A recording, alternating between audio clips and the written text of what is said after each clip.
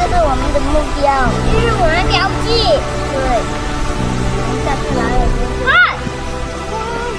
我们先做别的工作。啊！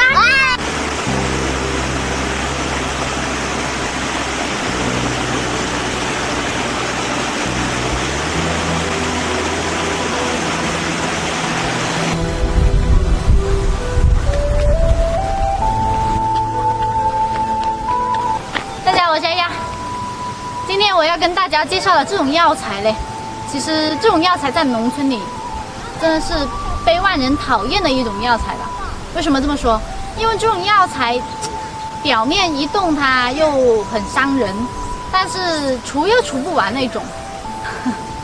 好了，不卖关子了，直接带你们去看吧，走。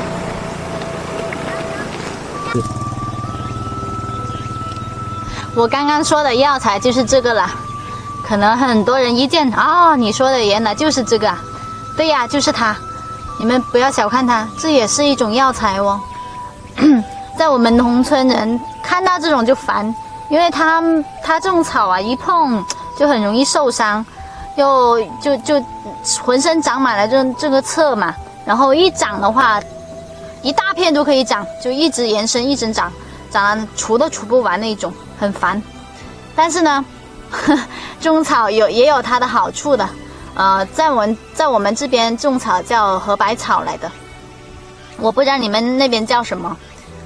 这个草它的疗效的话呢，也有，就是之前我介绍那些药材也有一些相似之处的，就是有一些清热解毒、利水消肿，或者是止咳，小儿咳嗽啊、肺热啊那些都可以，水肿或者是你尿比较少的那种，都可以用这种药材来对症下药。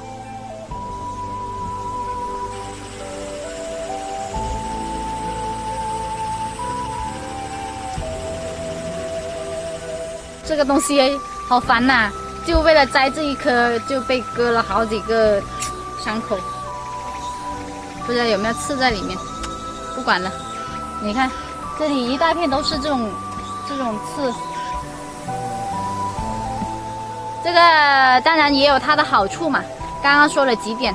另外呢，这种东西对于那些湿疹啊，或者是水肿、利尿，就是有利尿的作用嘛，也有清热解毒。另外咳嗽、止咳那些都可以。这个东西你们一定认识吧？不能说不认识吧？应该北方也有了，肯定有的。好啦，主要介绍的这些功能，你们可以记一下。